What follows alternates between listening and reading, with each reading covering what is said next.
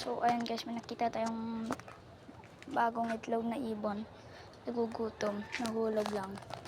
Kita ko, pero hindi ko alam yung pugad kasi nung nakita namin, naglalakad lang siya.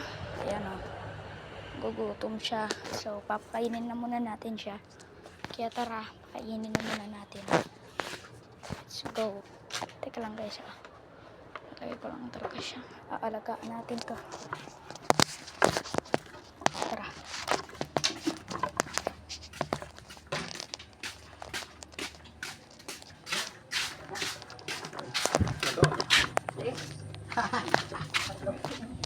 Ayan guys, at nandito tayo ngayon sa gilid ng aming bahay.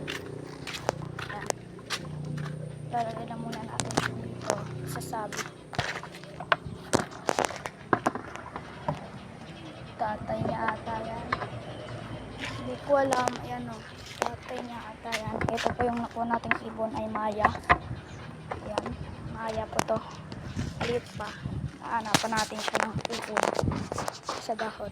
Tara. Teka lang guys. Maghanap lang ako ng ibon. So, ayan guys. May nakita tayo ng ayan. Ayan. Yung kanyan na po ay ibon. Hindi lang mo siya makita.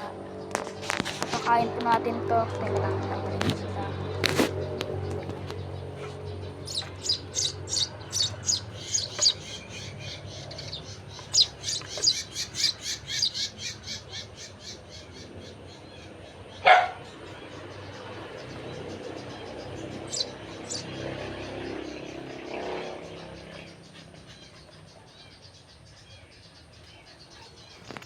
Nakain niya.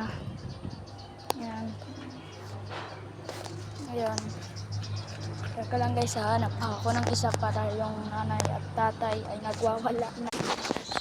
Napakain ko siya ng kanin. Ayaw niya. Gusto niya tapuod. Ano ba maganda dito? Ibalik ko lang.